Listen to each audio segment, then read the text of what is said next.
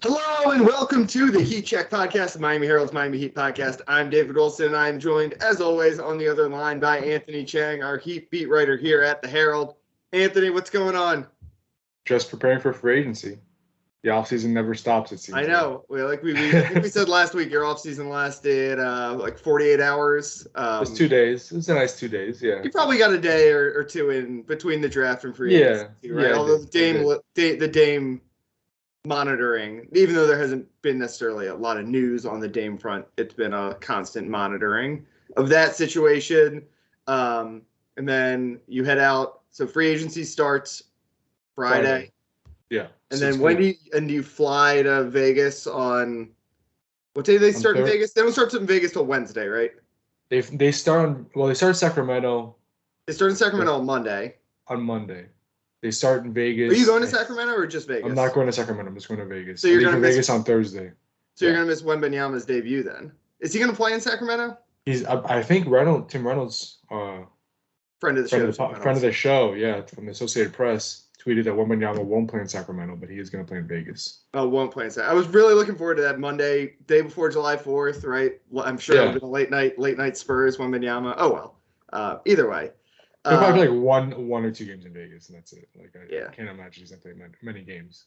So we got a lot to get to with obviously the draft. We talked the night before the draft last week. The Dame situation remaining unresolved and other free agency stuff. Let's start with Dame. Obviously, that's all anyone wants to talk about. The latest developments, to me, it's like all the reports about like the meeting with the team and them coming out of there being like, we still want to, like, the goal is still to build a winner around Damian Lillard. Like, to me, that's all like, I don't care. Like, let's get to the first day of free agency. And eventually it's going to be obvious that the Blazers can't build a immediate title contender around Damian Lillard with their current situation. And then we can all move on to the next step of this, is the way I feel. Yeah, I don't care what the Blazers think. I want to know what Dame thinks. Right, exactly. Yeah. Yeah, I think their position is well documented at this point. Like, they want to build around him. They don't want to trade him. But it's going to be up to Dame ultimately. And I believe that he feels the same way, that he wants to win. I mean, I think I compared it last week to, like, late Dirk, right? Like, it was so much cool in Dallas the whole time. Yeah.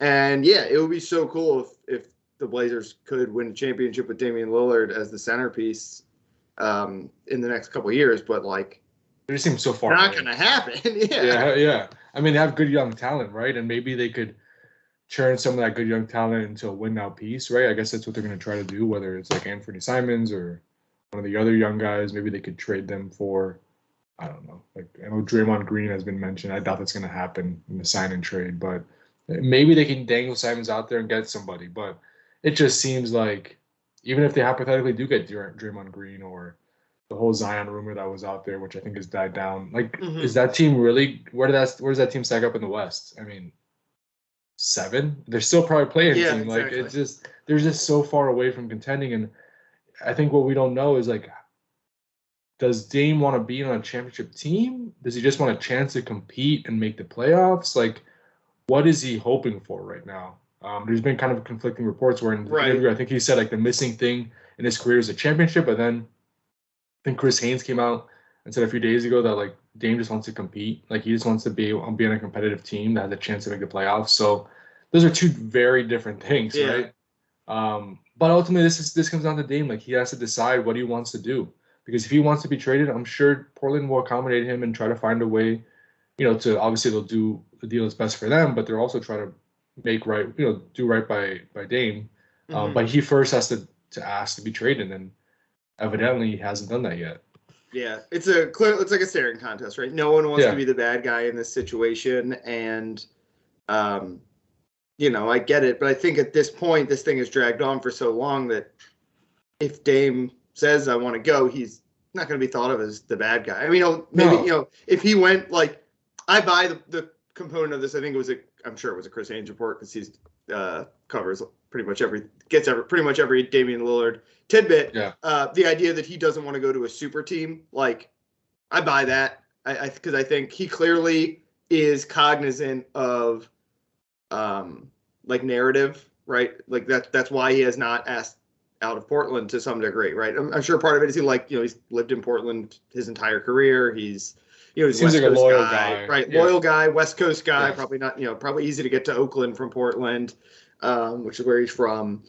I'm sure there's a lot of that, but part of it is he doesn't want to be the bad guy here, clearly. And there is a way that he could have asked for a trade and become the bad guy. Like if he went, like let's say they did the Beal deal, right? And he goes to team up with Kevin Durant and Devin Booker. Like we're obviously at a different place than we are like when the LeBron Big Three thing happened, but there would be still a segment of NBA fans that'd be like, oh, that's so lame. Like, damn, you got to go somewhere where you're at least like the second best guy to try to win this. But at this point, if and when he asks for a trade, he's going to wind up somewhere where I don't think anyone's going to like begrudge him. I mean, there may be some, if he comes to Miami, some people get like, people get annoyed that the Heat seem to get every star they want, essentially. They technically only have one All-Star and they were 8 seeds. Yeah, but they're not you wouldn't be a super team coming to Miami. Like that part of it that I buy that he doesn't want to go be part of a super team. That's just not going to happen right now. Especially with the new cap rules, like if and when he asks for a trade, he's not going to be the bad guy. I don't think. I don't think anyone in Portland is going to be too upset with him. He'll presume. I don't know. I don't know a single Portland fan, but it seems like they're ready to. Start. They got Scoot. They're fired up about Scoot. It seems like they're ready to like start thinking about this new generation. And I think if Scoot is as good as they and a lot of people think he can be, like. All you can ask for as an NBA fan is when one generation ends, that the time that you're bad between generations doesn't last very long. And I think if I'm a Portland fan, I'm thinking we had this great run with Dame. We've been not great the last couple of years. Obviously, they were bad last year. I can't remember if they made the playoffs the year before. If you trade Dame, you're probably going to be pretty bad next year. But you have Scoot, who should be one of the best rookies in the league. You get another high pick out of it. You get a couple other young assets and whatever the trade is, and you should be able to be good again, like next couple year. Years, yeah. So it's an ideal situation for Portland, obviously, to move on. I think everyone's pointed this out. We're not breaking any ground here, but no. I'm just waiting for it to happen because I still think it's going to happen because I think it makes sense for everyone. It makes sense for Portland. It makes sense for Dame. It makes sense for the league. Yeah, I 100% agree with you. And I think, most guys who ask out, stars who ask out and want to be traded to a really good, a better team, they get criticized. But I think with Dame, it's just different. Like you watch, I'm just going by like the national narrative. I think people are like, it makes sense for you to ask out. Like, why don't you ask out already? Like this is the time to do it. Like they're rebuilding. They drafted a guy at your position at number 3. Number 3. That probably is going to be like you said, carrying the torch for the next era of Portland basketball. Probably should start, right, and kind of get playing that role already. Like, this is the time for Dame to kind of step aside and say, okay, I haven't won a championship yet. I want to go to a team that can contend for a title.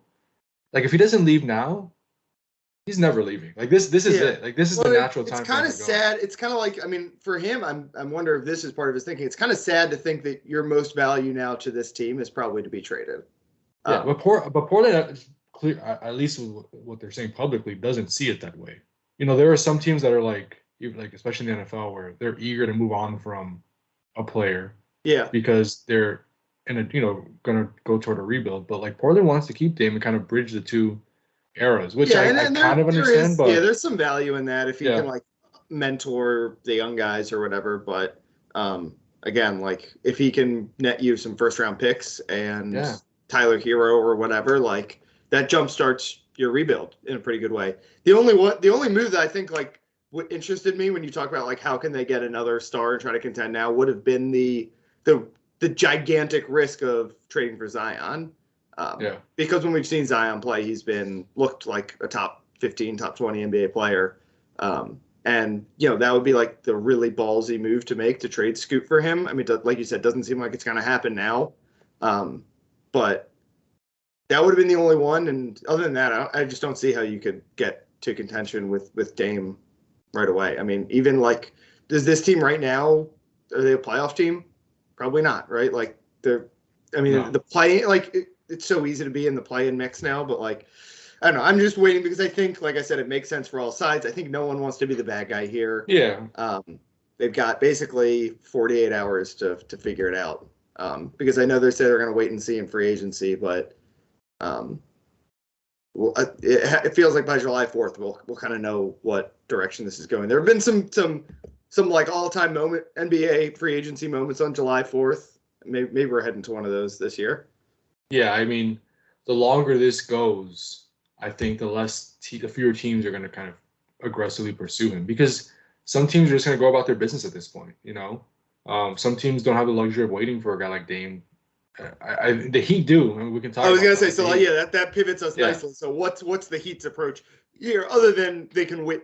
Like we said, they have 48 hours, so they can't do anything anyway. So they're obviously waiting it out.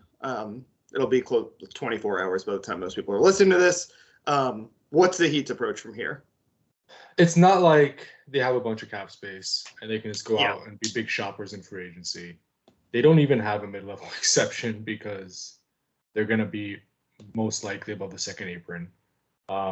So basically, they can either bring back their own guys with bird rights, like Max and Gabe, or they could just go out there and maybe not sign most of their guys, like maybe just bring back Kevin Love, let's say, and then replace Gabe and Max and their other free agents with minimum contracts. All they have to offer outside free agents are minimum contracts. Yeah. So it's like, okay, you're waiting on Dame, and maybe like guys who sign minimums like aren't going to sign right away, right? They're going to shop the market and make sure they have to settle for a minimum. So that's going to take a few days. So it's the Heat are missing out on a star or signing this like huge contributor with a mid-level exception that they're not going to use because they're waiting to see what Dame's going to do. Mm-hmm. The only downside to waiting for Dame, and it's not, and it to me just the chance of landing Damian Lillard is worth waiting. But the only downside is, you don't know what your team's going to look like entering free agency, right? Because you don't know who's going to be in the trade. 4 or 5 guys, like 4 guys on this current roster could be in Portland in a week. And you don't know if that's going to be, if Caleb Martin's going to be in that deal. You don't know if like these rookies are going to be in it, like, Jaquez or Jovic is going to be in the deal. Like that could change the way you approach free agency. And 2, all of these teams are shedding salary, right? Like we saw that with John Collins. We saw that with Jordan Poole. The Heat could shed Kyle Lowry's salary in a trade, right? If the opportunity presents itself. But I'm assuming that the Heat will wait for a Damian Lillard deal because they might need Kyle's salary in that type of trade to complete it. Portland might want Kyle's expiring deal. So you're not going to like act on trying to shed Kyle's salary before you know what the Dame deal is going to look like if you ask for a trade. So there are a little bit of, there is some downside to waiting, right? Obviously, but I think just the chance of getting him outweighs all of that. Because the Heat are missing out on this great player. They're basically missing out on minimum guys if they keep waiting. And there's not another trade, like the Beal thing already happened. There's not Beal and Porzingis have moved. Like there's I guess there's Paul George out there, and you never know what could come available. We don't even know what happened. Yeah, we don't. And if Paul George or Kawhi comes available, maybe the Heat get in on that. Like they pivot at that point. And our colleague Barry Jackson reported yesterday that basically the Heat are going to be patient and waiting for Dame, which makes sense. It just makes sense. Like they're not missing. Like they could re-sign Gabe and still wait on Dame because they're going to need Gabe no matter what, right? And they might have a number in mind regardless of like whether they get Dame or not. Like even if Damian Lillard is traded to the Heat, maybe Gabe doesn't start, but he's still going to be playing a big role because what are your guards going to be like if you trade Tyler Hero and Kyle Lowry is on the roster because you have to shed his salary? Like Gabe is going to be very important, and basically the other guards are going to be minimum contract guys. So Gabe's going to play a big role. And re-signing those bird rights guys, that doesn't affect anything really either, right? Because those are guys you can't really replace if you don't re-sign them. Right. If you don't re-sign them, you have to replace them with a minimum guy or through a trade. But the only reason it affects the Heat is obviously, they have bird rights, so they can go over the cap up to the maximum to resign them, but the tax goes up a lot, right? So like just resigning, let's say Gabe to a $10 million deal might cost like $30 million in taxes. Right. So that's the kind of the pain, I guess, incurred by the Heat if they do sign Gabe Vincent is like, okay, $10 million is a reasonable deal, but because of their salary cap situation and where they are against the tax, it's an expensive one.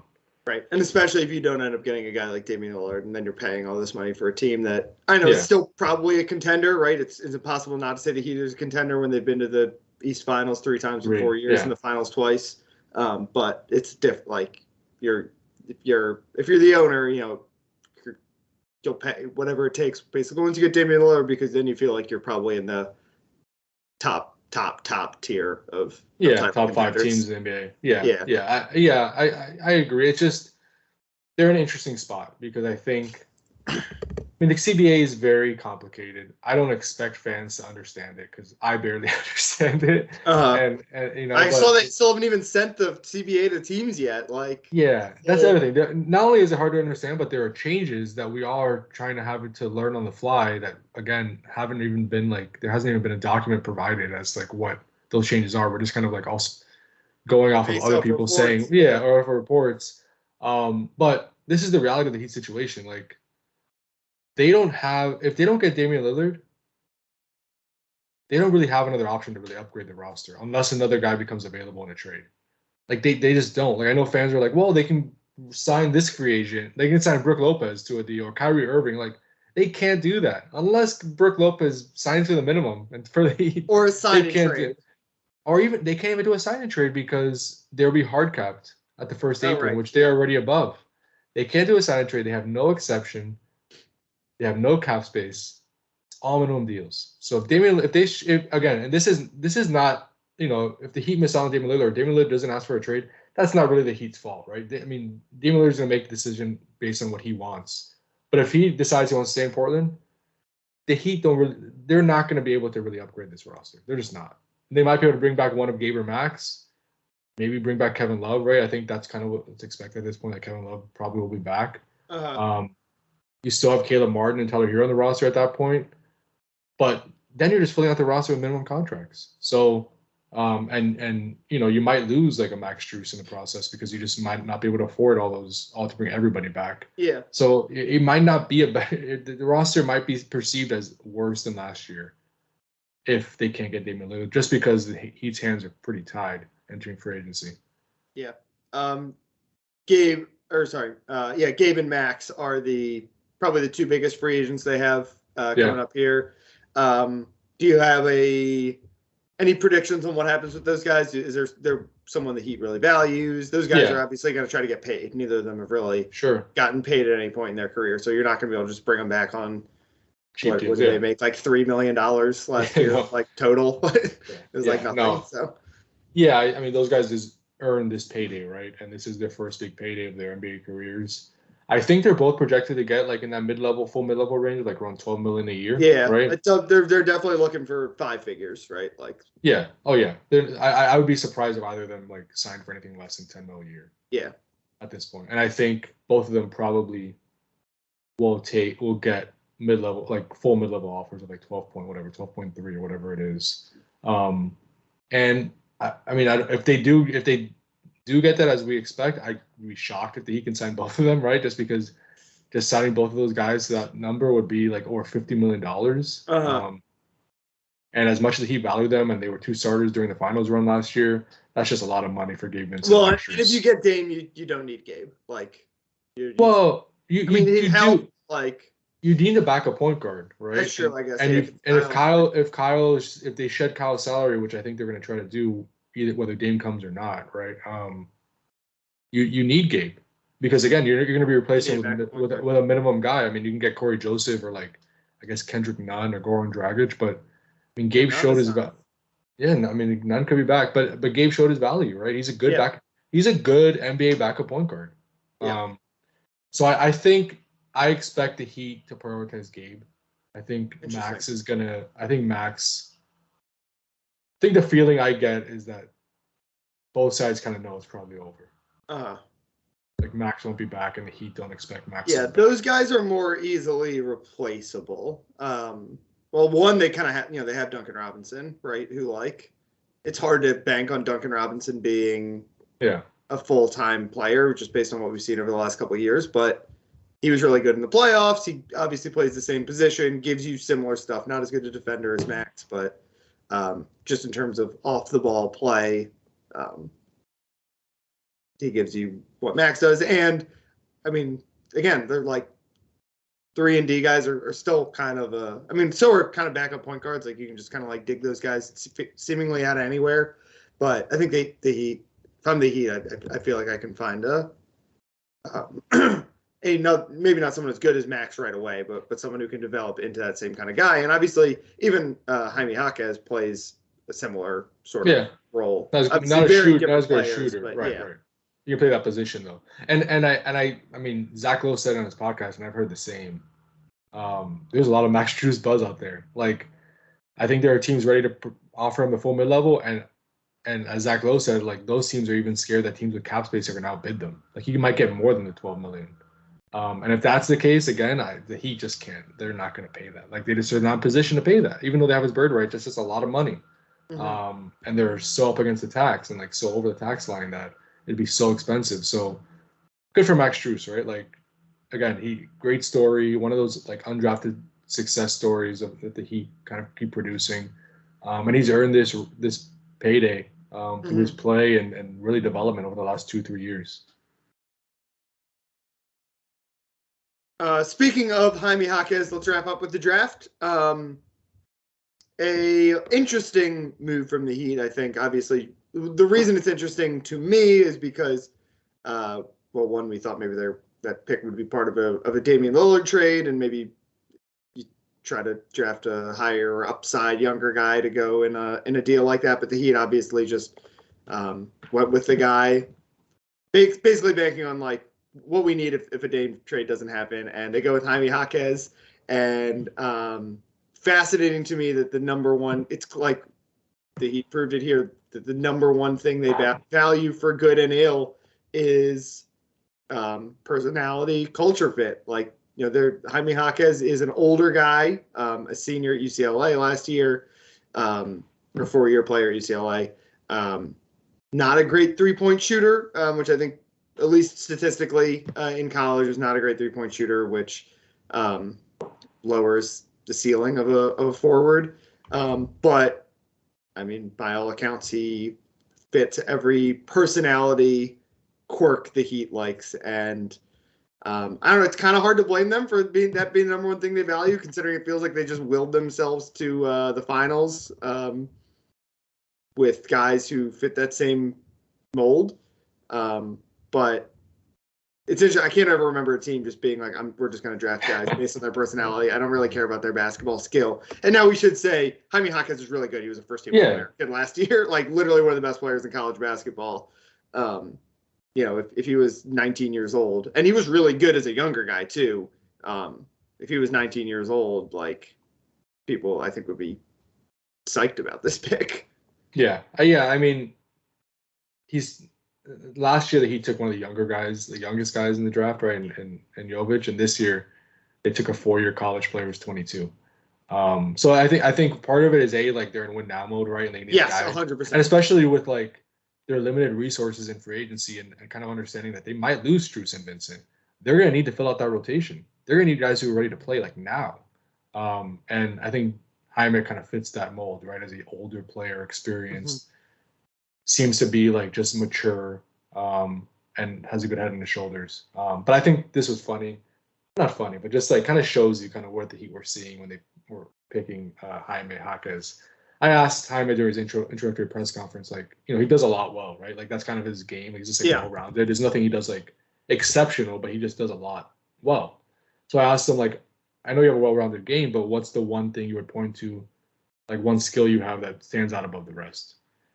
And his answer was, I would just say I'm a guy who makes an impact on the game. I feel like my biggest quality is just making an impact with winning plays. That's getting a steal, getting a deflection, getting a rebound. Just little things that really impact the game in a major way.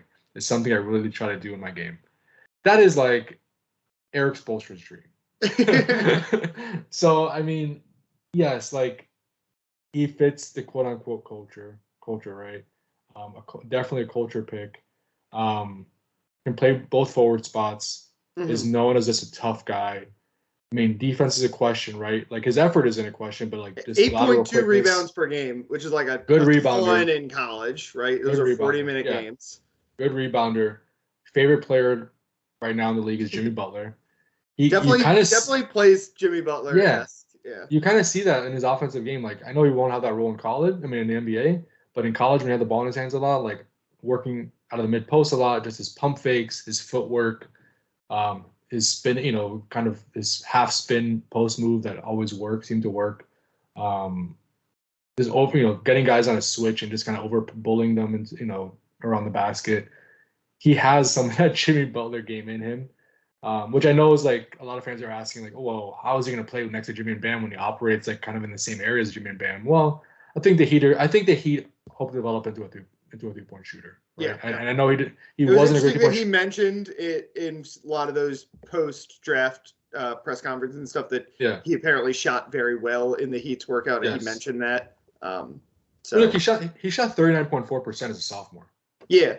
He was a pretty good 3-point shooter. And I mean, last year, that 31.7% and then 27.6% as a junior. It seems like, and I asked him about it, and I actually also spoke to Mick Cronin a couple of days ago about Jaime. And he was saying that just the way they were using him as a high usage guy with the ball in his hands, like that probably helped, kind of reduce those 3-point numbers and efficiency numbers because he wasn't being used as a spot up guy. And as a sophomore, he was more of a spot up guy. He shot 39%.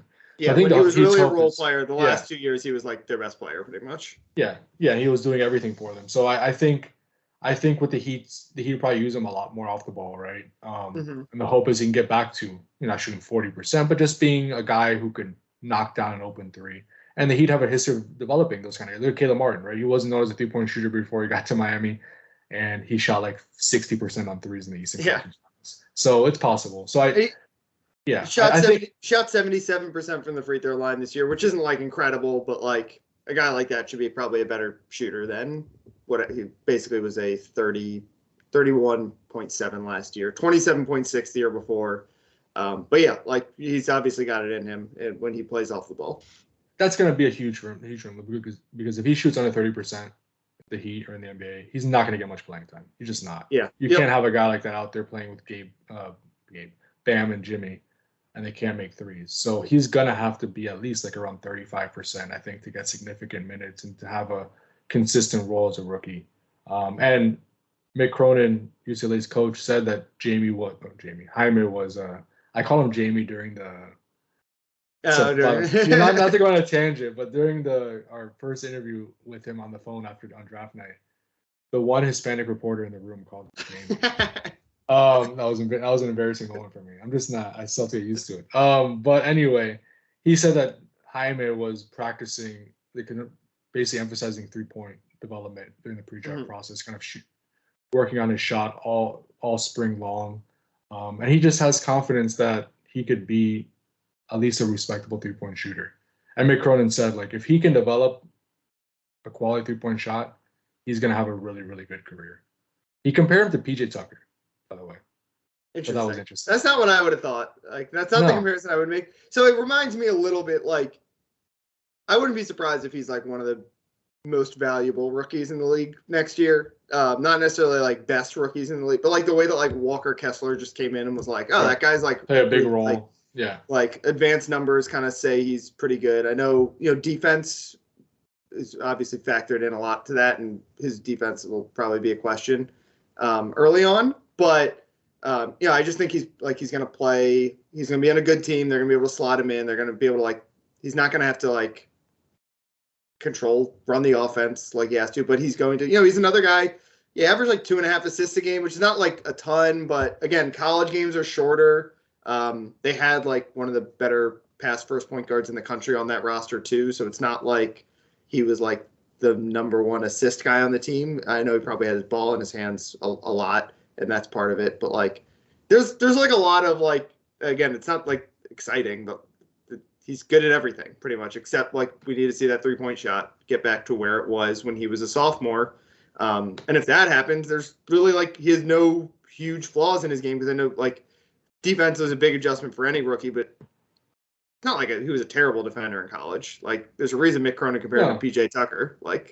He said he's big. He's mobile, right? He's not just a stationary forward. He's a guy who is a pretty good athlete, and again, not a lot of weaknesses in this game. His ceiling's probably not super high, but when you're the Heat, and you're trying to win right now, you can only take so many projects. And Nikola Jovic was kind of a project. Like, they did that last year. If you're going to alternate every other year with like a guy who can step in and be an immediate role player in a project, that's not a terrible idea. Yeah, and I think the positive with his defense is he was well drilled, right? Well schooled with Mick Cronin, who's known for his defense on the college great level. Defensive coach. Yep. Yeah, and it's not like he was just playing in zone, and that's not a shot at Syracuse. It's not like he was just playing zone. Like, they switch a lot at UCLA as well, so you have to play a lot of man-to-man defense. You kind of play on an island a lot of times, which again is good. Like, he has experience doing that, playing in different defensive schemes for a good defensive coach. So yeah, like, it's for any rookie, it's tough to guard in the NBA. You're guarding better players. His lateral quickness, I know, has been in question, but he's not like, he's athletic. He has a 40-inch vert. He had the third highest vert in the combine, which is just insane. Like, he has a 40-inch vert. I was actually watching like a little highlight series of highlights from a high school dunk contest he had in California with Kenyon Martin's son, KJ Martin, and then one other guy who was in the dunk contest like last year. Yeah, and he went to another guy who went to UCLA who was an awesome dunker as well. I forget his name. I don't think he is in the NBA, but this is a really, really good athlete.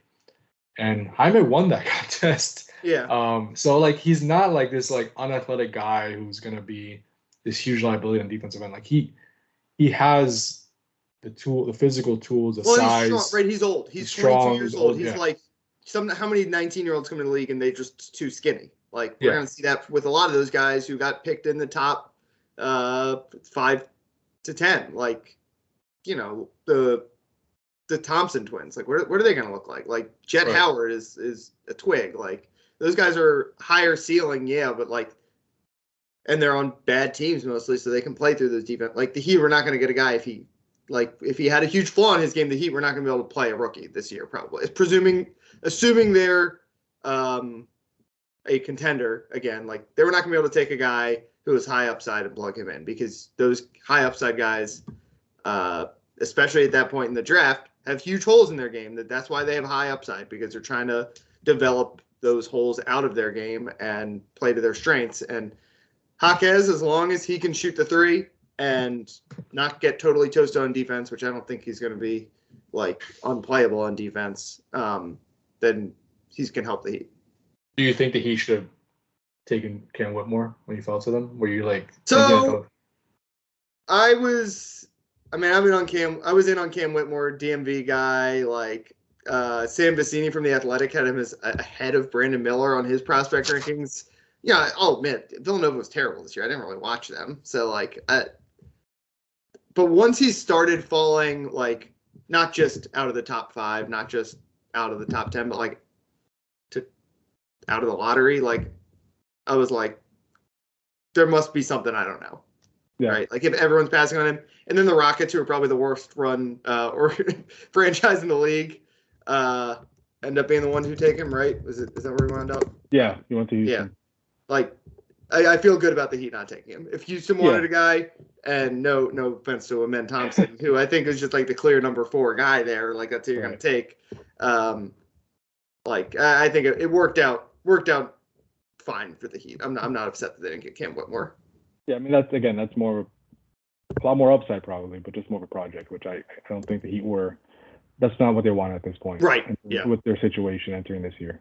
Any other? I don't know if you had a chance to look at the undrafted list of guys the Heat signed, but were there any that stood out? No names that like really popped to me. Did anyone of your anyone that excites you? I mean, the Heat obviously, like, this is their thing. Like, one of these guys is probably going to wind up being a useful piece for this team in the next couple of years. One of these guys that make $50 million, I can think. Yeah. One guy who stood out was Justin Powell, a Washington State guard. Yep. Really good 3-point shooter. Shot 41.9% on threes on high volume last year. 6'6", so has size. He shot only 37% on twos. But the Heat have a history with these type of guys, right? Where like maybe they're just 3-point specialists, but they can really like develop that skill into being an elite shooter, and maybe over the next couple of years like make them a more well-rounded player. So I think he's one guy that stands out, especially like if they lose a guy like Max. I'm not saying that Justin Powell is going to be in the rotation immediately, but they need to keep kind of adding 3-point shooters to the developmental system, right? So I think Justin Powell's a guy who kind of sticks out because he was such a prolific 3-point shooter in college. It's weird. He had a weird, he had his freshman year at Auburn, his sophomore year at Tennessee, and then last year he was at Washington State. 3 different schools in 3 different years. I guess he was on that, or no, he must not have been on that Auburn team that went to the Final Four. But those are some good Auburn teams he was part of. Yeah. No, he's one that sticks out. And then the other one, limited offensively, but when I see defensive player of the year or Big Ten co-defensive player of the year, that kind of always stands out to me just because of what the Heat is about. Yeah. Chase, Northwestern guard Chase, I don't know how to pronounce his last name.